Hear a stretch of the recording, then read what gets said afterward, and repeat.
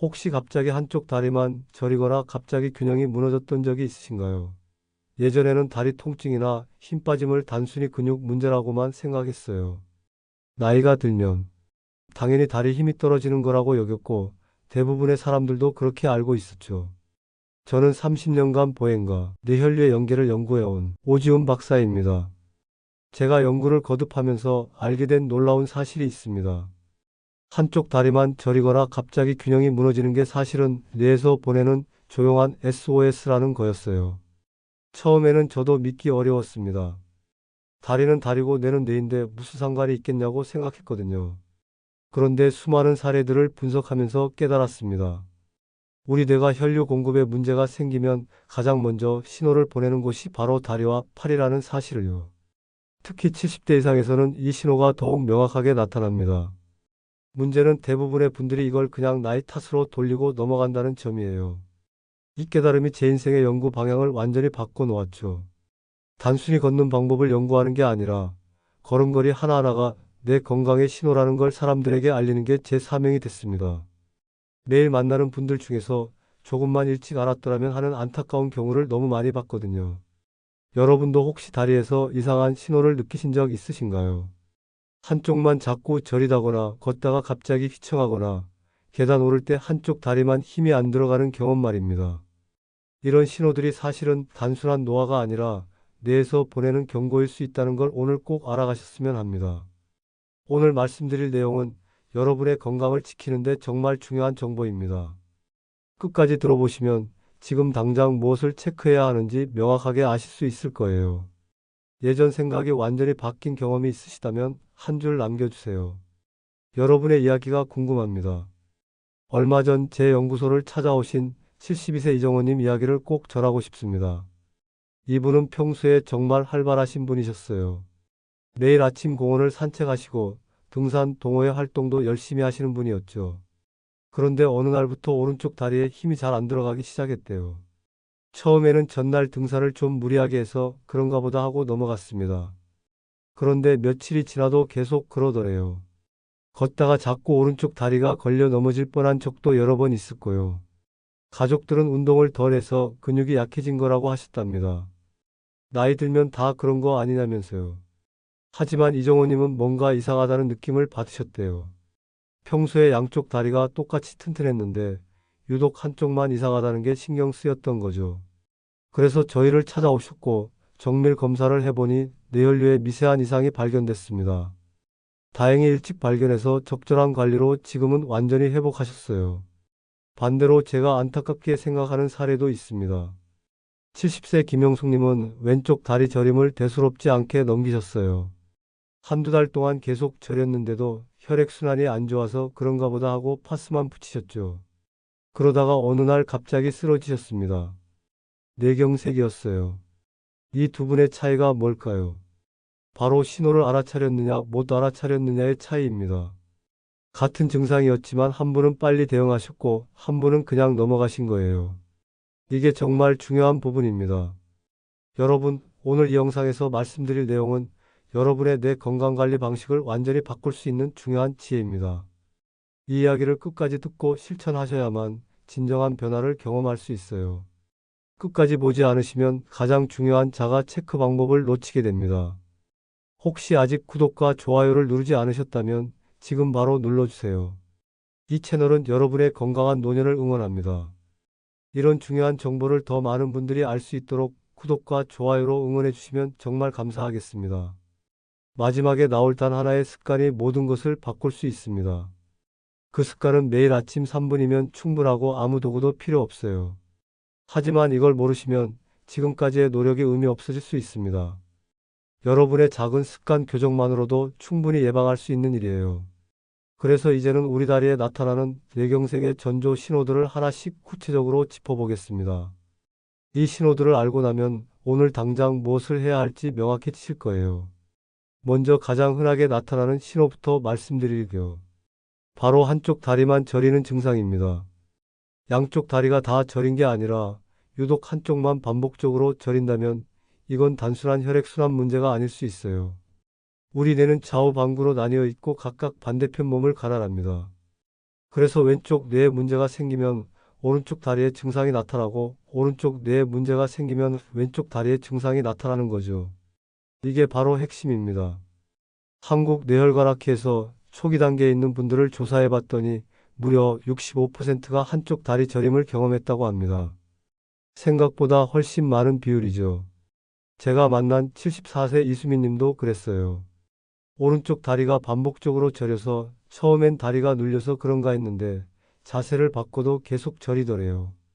결국 검진을 받아보니 미세한 뇌혈류 이상이 발견됐습니다. 다행히 초기여서 생활관리로 충분히 조절할 수 있는 단계였어요. 만약 몇 달만 더 늦었다면 어땠을까요? 생각만 해도 아찔한 일입니다. 여기서 주의하실 점은 단순 압박성 저림과 구분하는 겁니다. 다리를 꼬고 앉아 있다가 저린 건 당연히 압박 때문이에요. 하지만 아무것도 안 했는데 며칠 동안 같은 쪽이 반복적으로 저린다면 이건 다른 문제일 가능성이 높습니다. 혹시 최근에 한쪽만 자꾸 저리는 경험 있으셨나요? 두 번째로 주의 깊게 봐야 할 신호는 다리를 끌며 걷는 겁니다. 발목을 제대로 들어 올리지 못하고 바닥에 칠칠 끄는 듯한 걸음걸이 말이에요. 이건 뇌에서 근육으로 보내는 운동 신호가 약해졌다는 의미입니다. 국내 재활의학회 자료를 보면 발끝을 끌며 걷는 분들 중 40%가 뇌혈관에 이상이 있었다고 합니다. 절반 가까이 되는 거예요. 70세 김영호님은 본인은 잘 못 느끼셨는데 가족이 먼저 알아챘대요. 걸을 때 왼쪽 발을 자꾸 끄는 것 같다고요.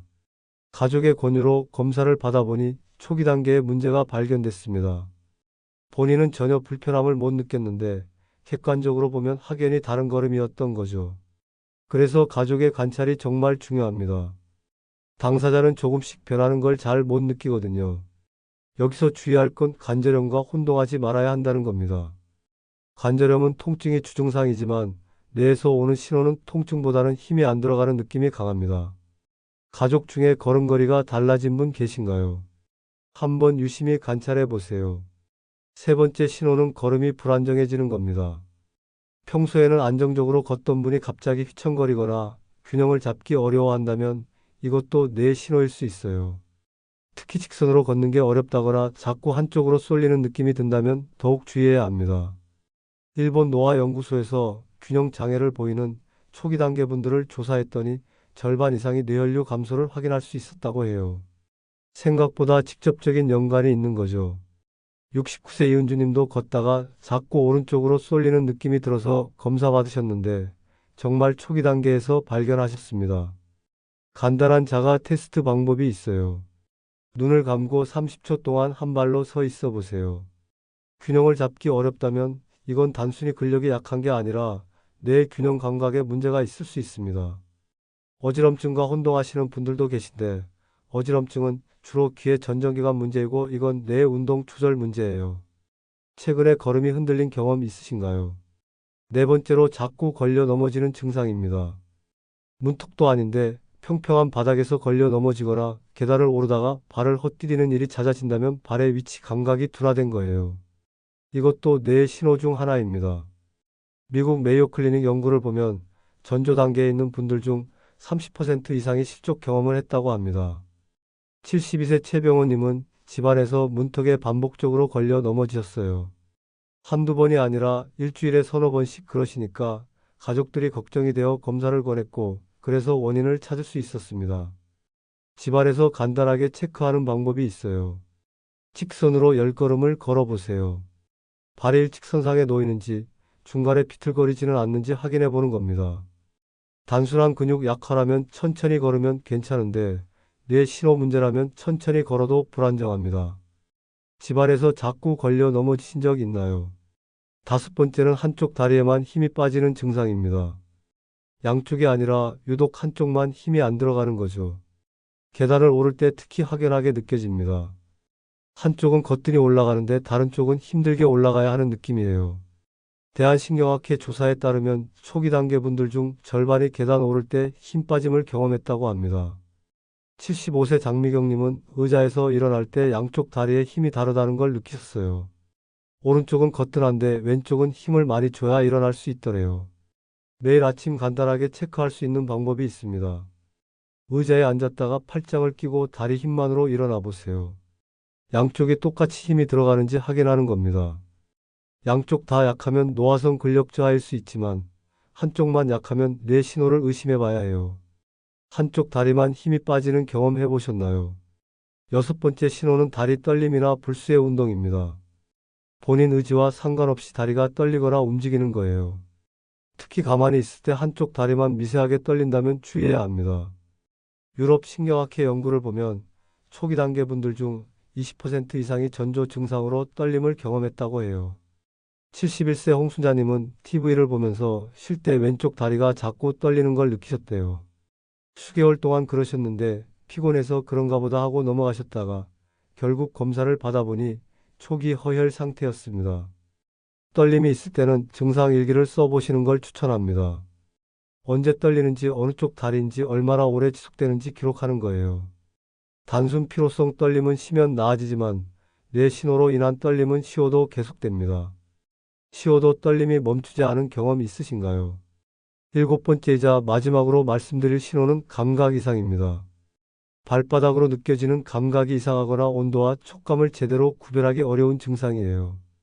뜨거운지 차가운지 잘 모르겠다거나 바닥의 질감을 예전만큼 느끼지 못한다면 이것도 뇌 감각 신호에 문제가 생긴 겁니다. 국내 뇌신경센터 연구에 따르면 초기 단계 분들 중 35%가 발 감각 둔화를 보고했다고 합니다. 70세 유영석님은 맨발로 집안을 걸을 때 왼쪽 발바닥 감각이 무뎌진 느낌을 받으셨어요. 마치 두꺼운 양말을 신은 것처럼 느껴졌다고 하시더라고요. 간단한 자가 체크 방법이 있습니다. 맨발로 서서 바닥의 질감을 느껴보세요. 양쪽 발바닥 감각이 똑같은지 확인하는 겁니다. 말초신경병증과 혼동하실 수 있는데 말초신경병증은 양쪽이 다 둔해지지만 뇌 신호 문제는 한쪽만 둔해지는 경우가 많아요.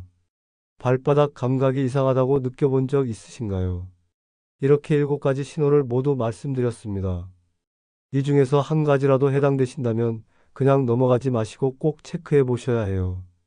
이제 이 신호들을 알았으니 어떻게 미리 막을 수 있는지 생활 속에서 실천할 수 있는 구체적인 방법들을 살펴보겠습니다. 가장 먼저 말씀드리고 싶은 건 매일 아침 자가 체크 루틴을 만드는 겁니다. 아침에 일어나서 화장실 가기 전 딱 3분만 투자하시면 돼요. 복잡한 게 아니라 정말 간단합니다. 먼저 의자에서 일어나기 테스트를 해보세요.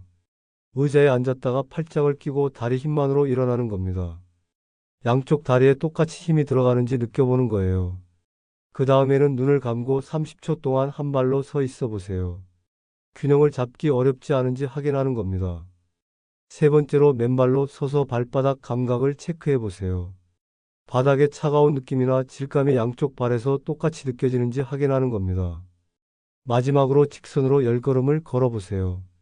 발이 일직선상에 놓이는지 중간에 비틀거리지는 않는지 확인하면 됩니다.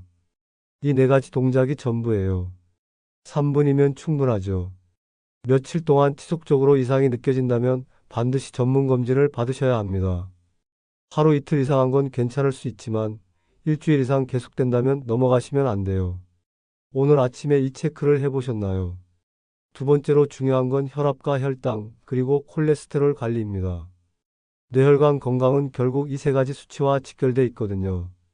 혈압은 120에 80 미만이 정상이고 공복 혈당은 100 미만, 총 콜레스테롤은 200 미만이 기준입니다. 매일 같은 시간에 같은 조건에서 측정하는 게 중요해요. 아침에 일어나자마자 화장실 다녀온 후 5분 정도 안정을 취한 다음 측정하시는 게 가장 정확합니다. 그리고 수첩에 기록하세요. 그래야 변화 추이를 볼 수 있거든요. 한 달 동안 기록해 보시면 본인의 패턴이 보입니다. 어떤 날 수치가 올라가는지, 어떤 음식을 먹었을 때 변화가 있는지 알 수 있어요. 본인의 수치를 정확히 기억하고 계신가요? 모르신다면 오늘부터라도 기록을 시작해 보세요. 세 번째는 매일 30분 걷기입니다. 걷기는 뇌혈관 건강에 가장 좋은 운동이에요. 특히 아침 햇빛을 받으면서 걷는 게 효과적입니다. 햇빛이 비타민 D 생성을 돕고 이게 혈관 건강에 도움이 되거든요. 여기서 중요한 건 무리하지 않는 겁니다. 빠르게 걸으려고 애쓰지 마시고 옆 사람과 대화할 수 있을 정도의 속도면 충분해요. 숨이 턱까지 찰 정도로 걸으면 오히려 혈압이 급격히 오를 수 있거든요. 매일 같은 시간에 걷는 습관을 만드시면 좋습니다. 아침 식사 후 1시간 뒤가 가장 좋고요. 30분이 부담스러우시면 15분씩 아침 저녁 2번 나눠서 걸으셔도 됩니다. 요즘 하루에 몇 분이나 걷고 계신가요? 네 번째로 뇌혈관을 지키는 음식을 말씀드릴게요. 제일 좋은 건 등푸른 생선입니다. 고등어, 삼치, 꽁치 같은 생선에 들어있는 오메가3 지방산이 혈관을 깨끗하게 해줘요. 일주일에 두세 번은 드시는 게 좋습니다. 견과류도 정말 좋아요. 특히 호두가 좋은데 하루에 5알 정도면 충분합니다. 더 많이 먹는다고 더 좋은 게 아니에요. 칼로리가 높아서 과잉 섭취하면 오히려 체중 증가로 이어질 수 있거든요. 채소와 과일도 빼놓을 수 없죠. 특히 색깔이 진한 채소가 좋아요. 시금치, 브로콜리, 당근, 토마토 같은 것들이요. 하루에 5가지 색깔의 채소와 과일을 먹으려고 노력해 보세요. 마늘도 정말 좋은 식품입니다. 하루에 2쪽 정도 드시면 혈관 건강에 도움이 됩니다. 반대로 피해야 할 음식도 있어요. 짠 음식, 기름진 음식, 가공식품은 최대한 줄이셔야 합니다. 라면, 햄, 소시지 같은 가공식품에는 나트륨이 너무 많이 들어있거든요. 오늘 식단에 어떤 음식을 추가하시겠어요? 마지막으로 가족의 관찰과 응급 대응이 정말 중요합니다. 앞서도 말씀드렸지만 당사자는 조금씩 변하는 걸 잘 못 느껴요. 그래서 가족이 관찰하는 게 중요한 겁니다. 가족끼리 일주일에 한 번은 걸음걸이를 체크해 보세요. 직선으로 10걸음 걷는 모습을 서로 확인해 보는 겁니다. 이상한 점이 보이면 바로 이야기해 주시고요. 본인은 괜찮다고 생각해도 가족이 이상하다고 하면 꼭 검사를 받아보셔야 합니다. 전조 증상이 반복된다면 절대 미루지 마세요. 며칠 지나면 괜찮아지겠지 하고 넘어가시면 안 됩니다. 뇌경색은 골든타임이 정말 중요한 질환이거든요. 초기에 발견하면 완전히 회복할 수 있지만 늦으면 평생 후유증을 안고 살아야 할 수도 있어요. 가족 중에 걸음 변화를 본 적 있으신가요? 있으시다면 오늘 당장 이야기 나눠보시고 필요하면 검사를 받아보시길 권합니다. 이제 오늘 내용을 정리하면서 마무리를 지어보겠습니다. 오늘 말씀드린 핵심을 다시 한번 정리해 드릴게요. 잘못된 상식은 다리 저림이나 힘 빠짐을 단순히 나이 때문이라고 생각하는 겁니다. 나이 들면 다 그렇다고 넘어가는 거죠. 하지만 올바른 관리는 한쪽 다리에만 나타나는 신호를 절대 놓치지 않는 겁니다. 양쪽이 아니라 한쪽만 이상하다면 이건 뇌에서 보내는 신호일 수 있어요. 한쪽만 저리거나 한쪽만 끌리거나 한쪽만 힘이 없거나 이런 증상들을 그냥 넘어가시면 안 됩니다. 이게 오늘 가장 중요한 메시지예요. 방치했을 때 어떻게 될까요? 뇌경색으로 이어질 수 있습니다. 한쪽 몸을 못 쓰게 되거나 말을 못하게 되거나 심한 경우 생명까지 위협받을 수 있어요. 설령 생명은 건졌다 하더라도 평생 재활 치료를 받으며 살아야 할 수도 있습니다. 가족에게 짐이 되고 본인도 힘들어지고 삶의 질이 완전히 달라지는 거죠. 좋아하시던 산책도 못하시고 친구들과의 모임도 어려워지고 손주들과 놀아주는 것도 힘들어집니다. 생각만 해도 정말 안타까운 일이에요. 반대로 제대로 관리했을 때는 어떨까요? 완전히 예방할 수 있습니다. 초기 신호를 알아차리고 빨리 대응하면 아무 일 없었던 것처럼 건강하게 지낼 수 있어요. 앞서 말씀드린 이정호님처럼요. 계속 활발하게 활동하시고 등산도 다니시고 손주들과도 신나게 놀아주시고 친구들과 여행도 다니실 수 있습니다. 건강한 노년을 보내시는 거죠. 이게 바로 조기 발견과 관리의 힘입니다. 오늘 당장 실천할 수 있는 단 하나의 제안을 드릴게요. 바로 아침 3분자가 체크입니다. 내일 아침 일어나시면 화장실 다녀오신 후 딱 3분만 투자해 보세요. 의자에서 일어나기, 눈 감고 한 발로 서기, 발바닥 감각 체크하기, 직선으로 10걸음 걷기 이 4가지만 해보시는 겁니다. 별거 아닌 것 같지만 이게 정말 중요해요. 매일 체크하다 보면 본인 몸의 변화를 바로 알아차릴 수 있거든요. 그리고 일주일 동안 이상이 느껴지면 망설이지 말고 전문 검진을 받으세요. 이게 여러분의 건강을 지키는 가장 확실한 방법입니다. 다음 영상에서는 치매 예방과도 연결되는 걷기 습관의 비밀을 말씀드릴 예정입니다. 어떻게 걸어야 뇌 건강에 가장 좋은지, 하루에 몇 걸음을 걸어야 하는지, 어떤 시간대가 가장 효과적인지 구체적으로 알려드릴게요. 걷기 하나만 제대로 해도 뇌 건강을 지킬 수 있다는 놀라운 사실을 알게 되실 거예요. 끝까지 시청해 주셔서 정말 감사합니다. 오늘 영상에서 다룬 7가지 신호 중에서 어떤 게 가장 와닿으셨나요? 혹시 본인이나 가족 중에 비슷한 증상을 경험하신 분이 계신가요? 댓글로 남겨주시면 제가 하나하나 읽어보겠습니다. 여러분의 건강한 노년을 진심으로 응원합니다. 오늘 배운 내용을 꼭 실천하셔서 건강하게 오래오래 행복한 시간 보내시길 바랍니다. 다음 영상에서 또 뵙겠습니다. 감사합니다. 저는 오랫동안 어르신들의 건강 관리를 돕는 일을 해왔습니다. 저는 오랫동안 어르신들의 건강 관리를 돕는 일을 해왔습니다. 저는 오랫동안 어르신들의 건강 관리를 돕는 일을 해왔습니다.